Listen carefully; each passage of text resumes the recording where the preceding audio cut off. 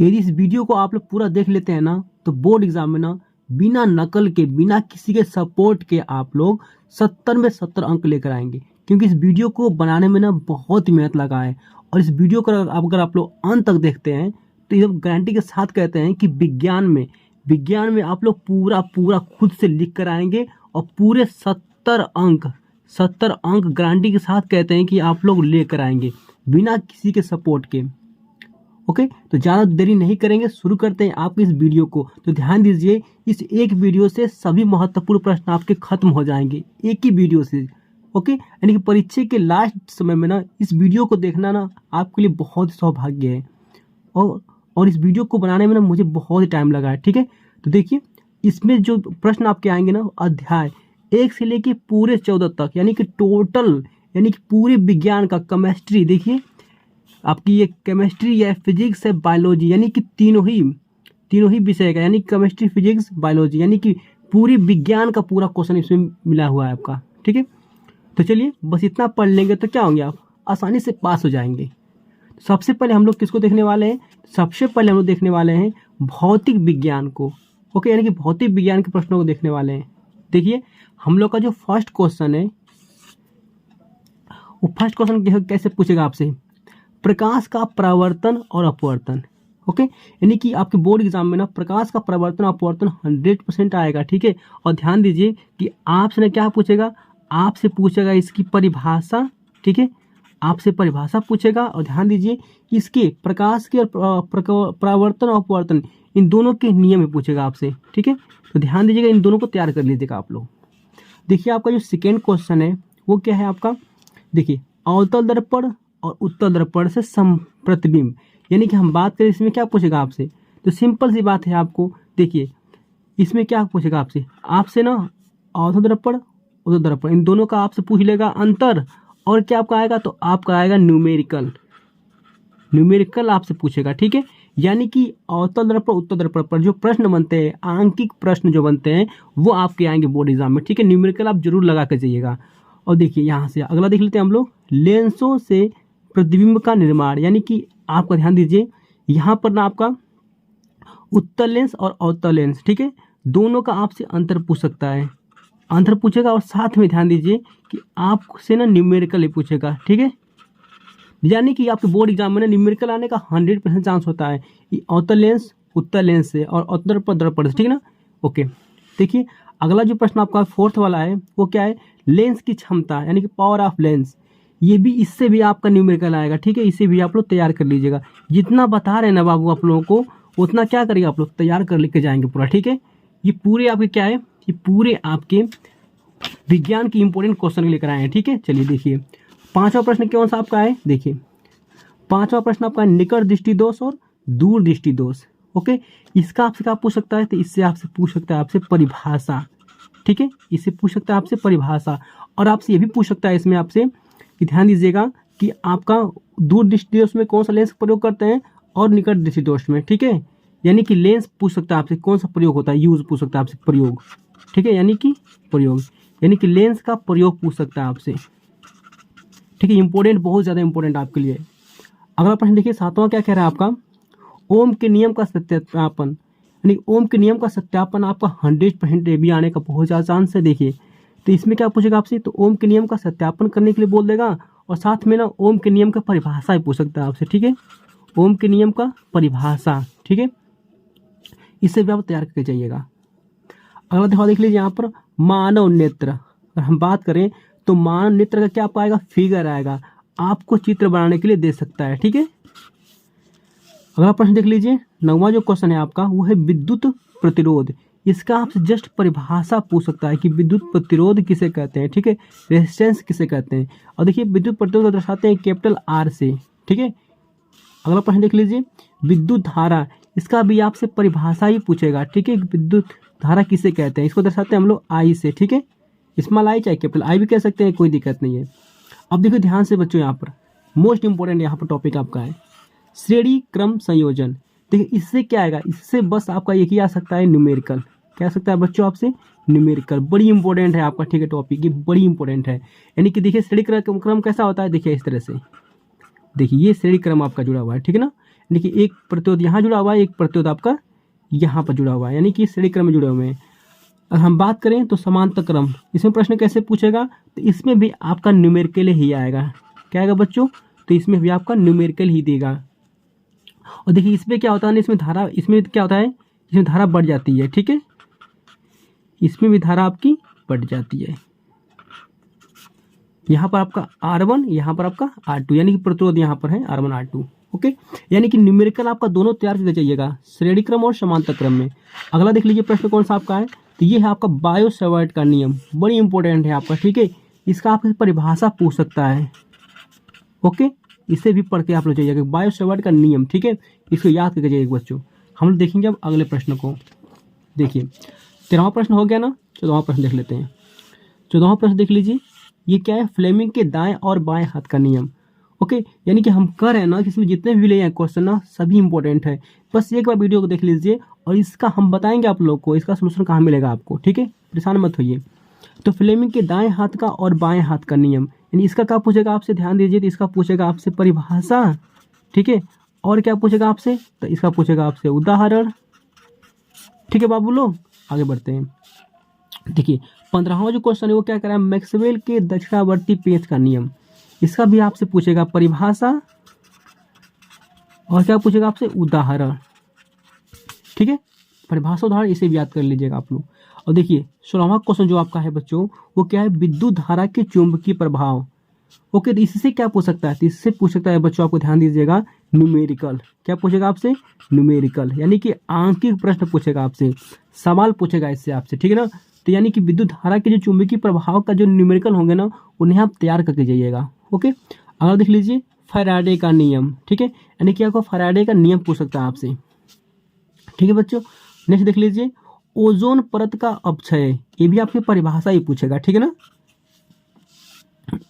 Next प्रश्न बच्चा देख लीजिए, जो 19वां प्रश्न है आपका, विद्युत मोटर, विद्युत मोटर, मोस्ट इंपोर्टेंट क्वेश्चन है बच्चों ये वाला आपका, ये बोर्ड एग्जाम में ना हर साल आता है, यानी हम बात करें तो हर साल आता रहता है यह प्रश्न आपका, ठीक है। तो इसका क्या पूछ सकता है आपसे, परिभाषा, इसकी सिद्धांत, संरचना, कार्यविधि, उदाहरण। और ध्यान दीजिए 7 नंबर का बिल्कुल आता है आपका, ठीक है, विद्युत मोटर, और कौन सा आपका, विद्युत जनरेटर भी आता है आपका, ठीक है, यानी कि इसमें भी परिभाषा, सिद्धांत, संरचना, कार्यविधि, उदाहरण, ठीक है, यानी कि दोनों ही प्रश्न आपके ना बहुत इंपॉर्टेंट है, यानी कि कहे तो इसमें जितने भी लिए प्रश्न ना सारे इंपॉर्टेंट है बच्चों। ओके, चलिए अगर हम बात करें तो ये तो हम लोग का फिजिक्स था। ओके, अब हम लोग क्या देखेंगे, अब केमिस्ट्री को देखेंगे। किसको देखेंगे बच्चे, हम लोग केमिस्ट्री को देखेंगे, ठीक है ना। नहीं, केमिस्ट्री के भी जितने भी क्वेश्चन बन रहे हैं इंपॉर्टेंट, उनको भी आप जल्दी से देख लीजिए, ठीक है। देखिए हम आपको जल्दी जल्दी इसलिए बता रहे हैं क्योंकि कम समय में आपको जल्दी से ज़्यादा जान जाइए, और आपके पास टाइम भी बहुत कम है, जल्दी से आप तैयार कर लीजिए, ठीक है। चलिए देखिए हम लोग पहले देखेंगे केमिस्ट्री, यहाँ पर तो हम लोग का भौतिक विज्ञान हो गई है, हम लोग देखेंगे रसायन विज्ञान को।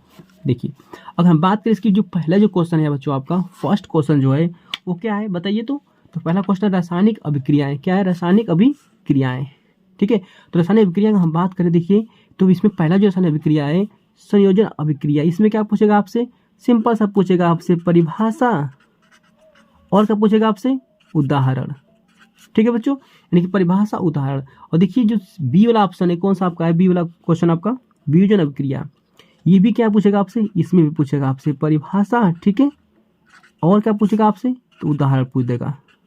ये जितने भी लिए बच्चों अभिक्रियाएं ना बड़ी इंपॉर्टेंट है, सब इसको पढ़ के जाइएगा, ठीक है।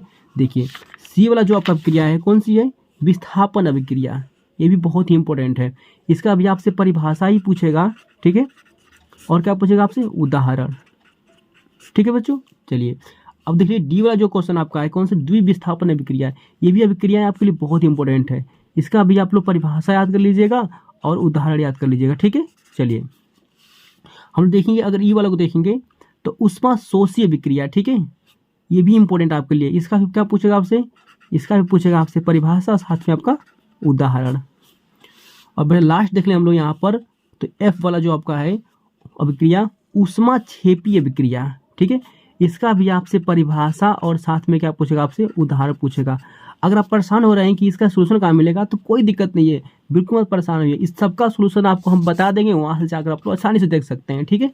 चलिए हम लोग देखेंगे क्वेश्चन नंबर 2 को, तो क्वेश्चन नंबर 2 कौन सा आपका है, तो बेकिंग सोडा बनाने की विधि। ठीक है, बड़ी इंपॉर्टेंट है बच्चों, बेकिंग सोडा बनाने की विधि आपके लिए एग्जाम में ना मोस्ट इंपॉर्टेंट है। और ध्यान दीजिए, और क्या पूछेगा आपसे, और बच्चों इसको बनाने की विधि पूछेगा। देखिए, बेकिंग सोडा बनाने की विधि पूछेगा, और क्या पूछ सकता है आपसे, तो बच्चा इसका ना, इसका रासायनिक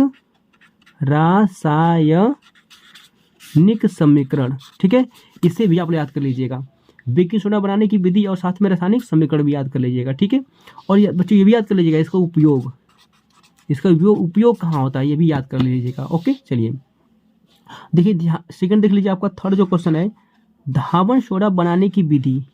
ठीक है, इसमें भी क्या याद करना है आपको, तो इसमें भी आपको रासायनिक समीकरण याद कर लेना है और इसका उपयोग याद कर लेना है बच्चों आपको। और साथ में देखिए, इसमें क्या करना है आपको, हाँ, इसको बनाने की विधि, यानी कि धावन सोडा बनाने की विधि, रासायनिक समीकरण, उपयोग, ये तीनों चीज इसको याद कर लीजिएगा। ठीक है, यानी कि ये सारे बच्चे इंपॉर्टेंट, बहुत सारे इंपॉर्टेंट है। ठीक है, आगे देख लीजिए, चौथा जो आपका है, कौन सा आपका है, उदासीनीकरण अभिक्रिया। उदासीनीकरण अभिक्रिया बच्चों, इसे भी आपका करिएगा, इसका भी आप लोग का करिएगा, रासायनिक समीकरण याद कर लीजिए। ठीक है, और क्या बच्चों आपका, इसका उपयोग। ठीक है ना, और क्या बच्चों यहाँ ध्यान दीजिए कि इसका परिभाषा पूछ सकता है आपसे। ठीक है ना, रासायनिक उदासीन अभिक्रिया, एक टिप्पणी लिखने के लिए आता है इसमें कभी कभी। ठीक ना, टिप्पणी पाया जाता है आपका, टिप्पणी लिखने के लिए। ठीक है, चलिए बच्चों हम लोग अगला प्रश्न देख लेंगे, 5वां वाला आपका। देखिए बच्चों, जो 5वां जो प्रश्न आपका है ना, कौन सा है, प्लास्टर ऑफ पेरिस। इसमें भी आपसे पूछेगा प्लास्टर ऑफ पेरिस बनाने की विधि, यानी कि बनाने की विधि। ठीक है, और साथ में क्या बच्चों, उपयोग, इसका उपयोग कहाँ करते हैं। ओके, यानी कि प्लास्टर ऑफ पेरिस बनाने की विधि और इसका उपयोग कहाँ होती है, ये प्रश्न पूछ सकता है आपसे। ठीक है, और देख लीजिए यहाँ पर 6वां प्रश्न क्या है, व्यंजक चूर्ण, इसे भी बनाने की विधि। ठीक है, और साथ में क्या बच्चों, इसका उपयोग। ठीक है, इसका उपयोग याद कर जाइएगा पूरा। बच्चों जितने भी क्वेश्चन लिए हैं ना, सारे इंपॉर्टेंट लिए हैं, सारे इंपॉर्टेंट क्वेश्चन लिए हैं। इतना अगर अंतिम दिनों में पढ़ लेते हैं आप ना, तो हम 100% कह रहे हैं कि अच्छे नंबर ला देंगे आप, गारंटी पूरा है। ठीक है, चलिए 7वां प्रश्न देख लीजिए, धातु एवं अधातु, इसमें क्या पूछेगा आपसे, तो इसमें सिर्फ अंतर पूछ सकता है आपसे कि धातु धातु में अंतर बताइए। ओके, और देखिए बच्चों, इस संतृप्त तथा असंतृप्त, इसमें भी क्या पूछेगा आपसे, इसमें भी आपसे अंतर ही पूछ सकता है। ठीक है, ध्यान दीजिएगा कि संतृप्त और असंतृप्त हाइड्रोकार्बन किसे कहते हैं। बच्चा नेक्स्ट हम लोग देखें, आप यहाँ पर 9वां प्रश्न, यहाँ पे क्या है आपका, सजातीय श्रेणी है। ठीक है, तो सजातीय श्रेणी पूछेगा, सजातीय श्रेणी किसे कहते हैं, और इसका क्या पूछ सकता है आपसे, उदाहरण पूछ सकता है, यानी कि परिभाषा याद कर लीजिएगा और साथ में क्या बच्चे, उदाहरण याद कर लीजिएगा। ओके, नेक्स्ट देख लीजिए, IUPAC नामकरण। ओके बच्चे, 10वां जो प्रश्न आपका है, IUPAC नामकरण, इसे भी याद करना बहुत जरूरी है बच्चों, इंपॉर्टेंट, मोस्ट इंपॉर्टेंट है आपका। ठीक है, चलिए तो यार IUPAC नामकरण भी पढ़ लीजिएगा आप लोग।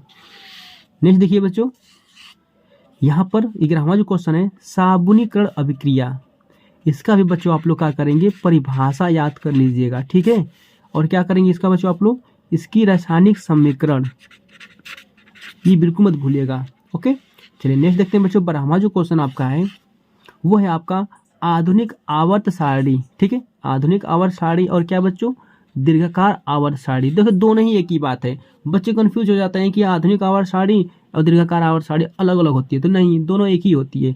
आधुनिक आवर्त सारणी कहिए चाहे तो दीर्घाकार आवर्त सारणी कहिए। ठीक है, इनकी विशेषताएं आपसे एग्जाम में पूछ सकता है।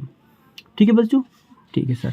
अगला प्रश्न देख लीजिए, 13वां क्वेश्चन आपका, मेंडलीफ की आवर्त सारणी के दोष, यानी कि दोष बच्चों, ये मोस्ट इंपॉर्टेंट है आपका, याद रखिएगा। मोस्ट में बता रहा हूँ आप लोगों को ना, मोस्ट IMP है, आपके बोर्ड एग्जाम में एकदम हूबहू प्रश्न पूछ सकता है आपसे। ठीक है, कि मेंडलीफ की आवर्त सारणी का दोष बताइए। ठीक है, चलिए बच्चों हम लोग अगला प्रश्न देख लेते हैं हम लोग जल्दी से। अब देखिए, तो बच्चों ये तो हम लोग का हो गया केमिस्ट्री। अब हम लोग क्या आ गया है, जीव विज्ञान, यानी कि बायोलॉजी को देखने वाले हैं बच्चों। तो बायोलॉजी के उन्हीं प्रश्नों को देखेंगे जो मोस्ट इंपॉर्टेंट है, जो आपके बोर्ड एग्जाम के लिए ना 100% आने वाले हैं। ठीक है, हम ज़्यादा फालतू नहीं बताएंगे बच्चों आप लोगों के लिए, क्योंकि टाइम भी बहुत कम आपके पास है और आपको जल्दी से तैयारी भी करनी है, तो हम क्यों आपका टाइम लॉस करें। ठीक है ना बच्चों, चलिए देख लीजिए जल्दी से यहाँ पर जीव विज्ञान के प्रश्नों को। देखिए बच्चा, पहला जो प्रश्न आपका है ना, वो क्या कह रहा है आपका, पुष्प के अनुप्रस्थ काट का नामांकित चित्र। बच्चों आपके पुष्प का अनुप्रस्थ काट का नामांकित चित्र बनाना आपको आएगा। ठीक है, ये भी आपका ध्यान दीजिएगा, 7 नंबर का आ जाता है बच्चों, कम नहीं है, 7 नंबर का आ जाता है, कभी कभी 7 नंबर 4 नंबर दे सकता है आपका। ठीक है बच्चों, ठीक है। प्रश्न दूसरा देख लीजिए बच्चों, हृदय का नामांकित चित्र, यानी हृदय का चित्र बनाने के लिए आपको आ सकता है, ठीक है, ये भी याद रखिएगा। आपका प्रश्न जो तीसरा है वो क्या है, नर जनन तंत्र, ठीक है, यानी कि फीमेल रिप्रोडक्टिव सिस्टम आ सकता है आपका, ठीक है बच्चों, ये भी याद कर लीजिएगा नर वाला। बच्चों सॉरी, नर नहीं बच्चे, नर में जो होता है ना मेल होते हैं, मेल, ठीक है, नर मेल, और मादा होती है आपकी फीमेल, ठीक है, फीमेल। देखिए बच्चों, तो नर जनन तंत्र आपका आ सकता है, और क्या बच्चों, मादा जनन तंत्र आ सकता है आपका। दोनों ही इंपॉर्टेंट, बहुत ज़्यादा इंपॉर्टेंट है बच्चों, 7 नंबर के आपसे पूछ सकते हैं, ठीक है ना, 7 नंबर के। इन दोनों में से कोई एक ही आएगा। ओके बच्चों, इन दोनों में से कोई एक ही आएगा, बहुत ही इंपॉर्टेंट है, दोनों को अच्छी तरह से खूब तैयार कर लीजिएगा। देखिए जो 5वां प्रश्न है कौन सा है बच्चों आपका, श्वसन तंत्र, यानी कि स्वतंत्र तंत्र, ये भी याद कर लीजिएगा, ठीक है ना, इसका चित्र भी याद कर लीजिएगा। देखिए बच्चों पाचन तंत्र, इसे भी आप लोग पढ़ के जाइएगा। ओके, और 7वां प्रश्न कौन सा है बच्चों आपका, उत्सर्जन तंत्र, ठीक है, यानी कि हम बच्चे बात करें यहाँ पर तो 1 से लेके पूरे 7 तक प्रश्न, ठीक है, यानी कि 1 से लेके पूरे 7 तक जो प्रश्न है बच्चों ना, वो सभी कैसे प्रश्न है, तो सभी बच्चे आपके चित्र वाले प्रश्न है। कैसे हैं, चित्र वाले प्रश्न है, ठीक है, और चित्र वाले प्रश्न है तो बड़ी इंपॉर्टेंट है आपके, और बोर्ड एग्जाम में आएंगे कितने नंबर के आएंगे, टोटल 7 नंबर के आएंगे, ठीक है। तो ध्यान दीजिएगा बच्चों, इनमें से प्रश्न आपका ना 2 1 जरूर कन्फर्म आ सकता है आपका, इनमें से ना जल्दी तैयार कर लीजिए, जल्दी से आप लोग, टाइम बहुत ही कम है। देखिए बच्चों अगला देख लेते हैं हम लोग यहाँ पर। देखिए तो यहाँ पर जो प्रश्न लिए हैं ना, कौन सा लिए हैं, तो अंतर वाले प्रश्न लिए हैं, अंतर वाले प्रश्न बच्चों। तो क्या पूछ सकता है आपसे, देखिए 8वां प्रश्न, लैंगिक जनन और अलैंगिक जनन में अंतर बताइए, ठीक है। 9वां प्रश्न देख लीजिए, डीएनए और आरएनए में अंतर बताइए, ठीक है।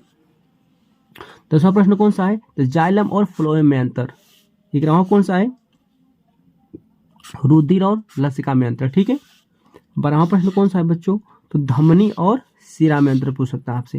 एंड लास्ट जो 13वां प्रश्न दे रहा है आपका, परागण और निषेचन में अंतर, ठीक है, यानी कि जितने प्रश्न से बच्चे कैसे थे, सभी अंतर वाले प्रश्न थे, ठीक है, इन्हें आप तैयार करके चाहिएगा। ओके, अब हम देखेंगे अगले प्रश्न को। देखिए बाबू, हम लोग का जो 14वां प्रश्न है ना, वो भी बहुत इंपॉर्टेंट है, यानी कि 14वां प्रश्न क्या कर रहा है, मेंडल के आनुवंशिकता का नियम। ओके, ये आएगा तो बोर्ड एग्जाम में 7 नंबर का आएगा। और देखिए आनुवंशिकता का नियम ना कितने होते हैं, 3 होते हैं बच्चों, कितने होते हैं, 3 होते हैं, यानी मेंडल के आनुवंशिकता का नियम 3 होते हैं। प्रभावता का नियम, एकल संकर नियम, द्विसंकर नियम, कुल 3 नियम होते हैं, तीनों को ही आप लोग पढ़ के जाना है, ठीक है। चलिए हम लोग देखेंगे 15वां प्रश्न को, तो मनुष्य में लिंग निर्धारण की प्रक्रिया, ये भी आपके लिए बहुत ही इंपॉर्टेंट है, ठीक है, यानी कि लिंग निर्धारण मतलब जैसे कि मेल फीमेल कैसे बनते हैं, ऐसा, ठीक है ना, एक्स वाई से जैसे क्रिया कराएंगे, तो ये सब आपको याद करना पड़ेगा, ठीक है बच्चों, याद कर लीजिएगा अच्छी तरह से कि मनुष्य में लिंग निर्धारण की प्रक्रिया कैसे होती है। नेक्स्ट देख लीजिए यहाँ पर 16वां प्रश्न, परिवार नियोजन, यानी कि फैमिली प्लानिंग, ये भी आपका आता है तो बोर्ड एग्जाम में 7 नंबर का पूछता है, ठीक है।